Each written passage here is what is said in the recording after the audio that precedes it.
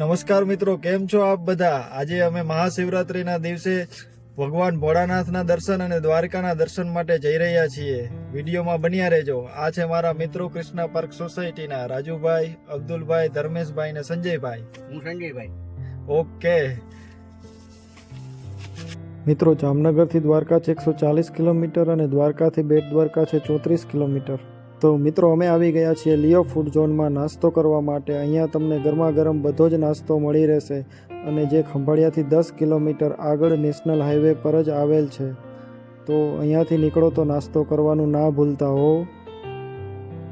તો મિત્રો, હવે અમે જઈ રહ્યા છીએ કાચબા ઉછેર કેન્દ્રમાં અને આવી ગયા છીએ કાચબા ઉછેર કેન્દ્ર પાસે. અહીંયા કાચબાની સાથે સાથે તમને બ્લુ ફ્લેગ બીચનો અદ્ભુત નજારો પણ જોવા મળશે.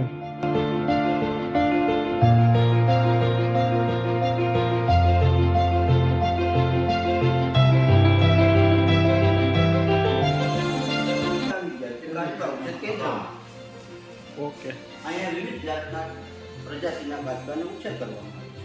બરાબર છે. ચાલો તો તમને બતાવીએ કાચબા. સંજયભાઈનું નોલેજ લ્યો.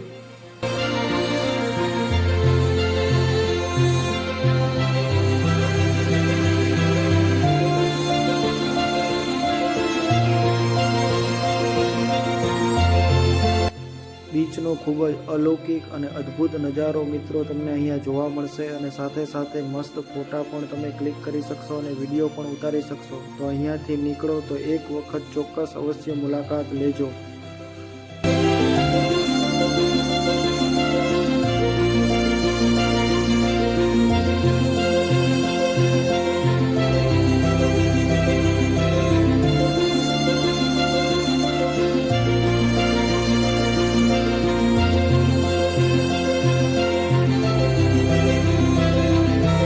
સ્લો મોશનમાં વિડીયો અને ફોટોગ્રાફી કરીને મિત્રો અમે નીકળી ગયા છીએ બેટ દ્વારકા માટે સુદર્શન બ્રિજ થઈને. તો હવે અમે પહોંચી ગયા છીએ સુદર્શન સેતુ એટલે કે cable bridge of Bet Dwarka. મિત્રો, આ એક કેબલ બ્રિજ છે જે સ્ટીલનો ઉપયોગ કરીને બનાવવામાં આવ્યો છે અને આ પુલની લંબાઈ છે 2320 મીટર અને પહોળાઈ છે 27.2 મીટર. બ્રિજની બંને બાજુ 8 ફૂટ લંબાઈના ફૂટપાથ આવેલા છે જ્યાં તમે ચાલીને પણ તમે જઈ શકો છો. રાઈટ સાઈડ પર વ્યુઇંગ ગેલેરી પણ આવેલી છે જેમાં તમે વાંચી શકો છો, જોઈ શકો છો. મિત્રો, વ્યુઇંગ ગેલેરી રાઈટ સાઈડ હોવાથી તેની મુલાકાત અમે રિટર્નમાં લઈશું. અત્યારે પહેલાં અમે બેટ દ્વારકાના મંદિરે દર્શન કરીને રિટર્નમાં એ જોશું. તો આપ જોઈ શકો છો કે બેટ દ્વારકાના આ બ્રિજ પરથી ખૂબ જ અદ્ભુત અને અલૌકિક નજારો જોવા મળે છે. બ્રિજ પૂરો થઈ જાય પછી ફ્રી પાર્કિંગની સુવિધા છે. પાર્કિંગ પરથી મંદિર સુધી જવું હોય તો ચાલીને અથવા બાય ઓટો રિક્ષા પણ તમે જઈ શકો છો. અમે અત્યારે ઓટો રિક્ષા કરેલી છે અને મંદિરે પહોંચી ગયા છીએ. તો ચાલો મંદિરના દર્શન કરીએ. મિત્રો, શિવરાત્રિ હોવાથી મંદિરમાં ખૂબ જ ભીડ હતી પણ અમારા દર્શન ખૂબ શાંતિપૂર્વક થઈ ગયા.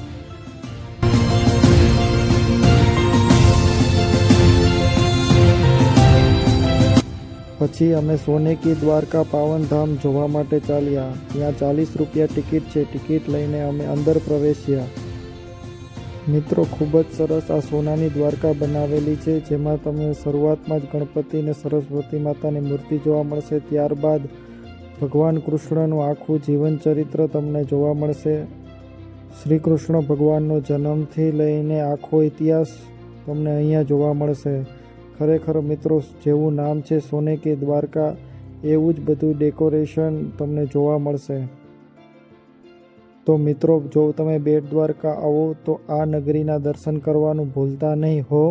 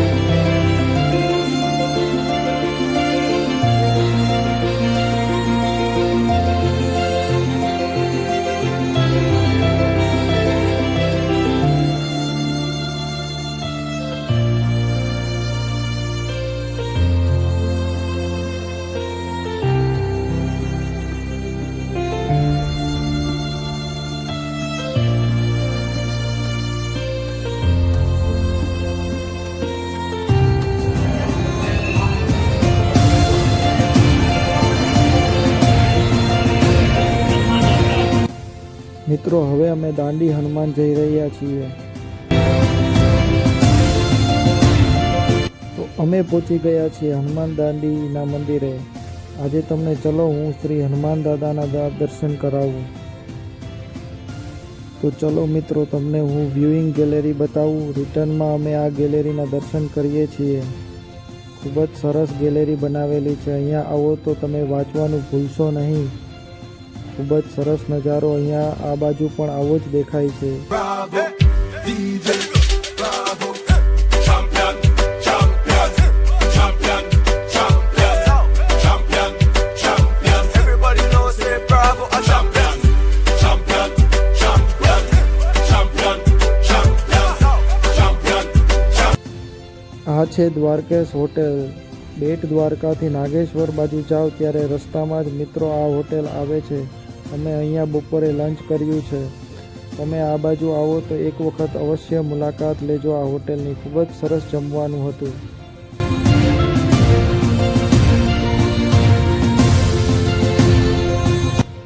તો હવે અમે પહોંચી ગયા છીએ નાગેશ્વર મહાદેવના મંદિરે.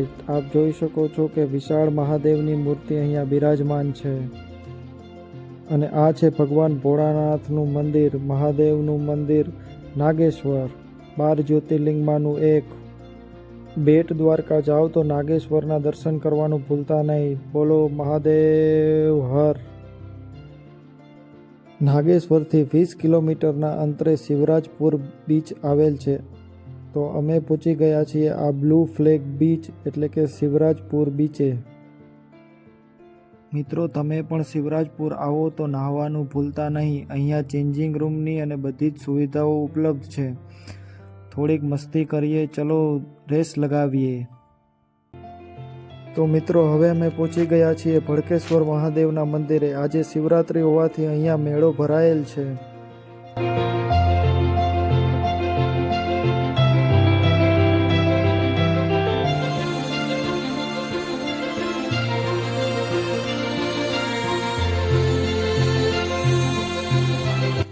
મિત્રો, આ છે ભડકેશ્વર મહાદેવનું મંદિર. આપ દૂરથી જોઈ શકો છો. આ છે અમારા સંજયભાઈ. મહાશિવરાત્રિનો મેળો હોવાથી ખૂબ જ પબ્લિક છે.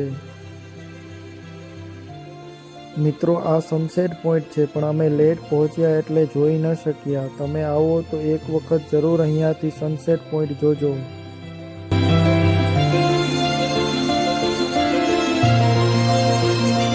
તો છે ને મિત્રો, સેલ્ફી, વિડીયો અને ફોટો ઉતારવા માટેનું બેસ્ટ લોકેશન. અહીંયા આવો તો ભડકેશ્વરની મુલાકાત લેવાનું ચૂકતા નહીં. એક વખત જરૂર આવજો.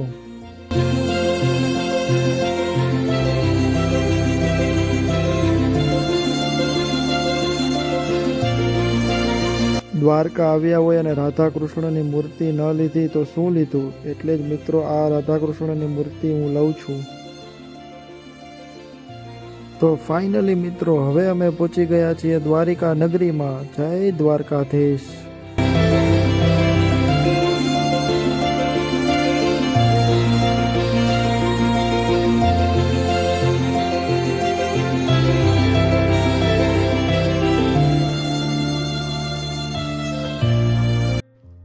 ગોમતી માતાના દર્શન કર્યા બાદ હવે અમે દર્શન કરવા જઈ રહ્યા છીએ દ્વારિકાના નાથ જય દ્વારકાધીશના.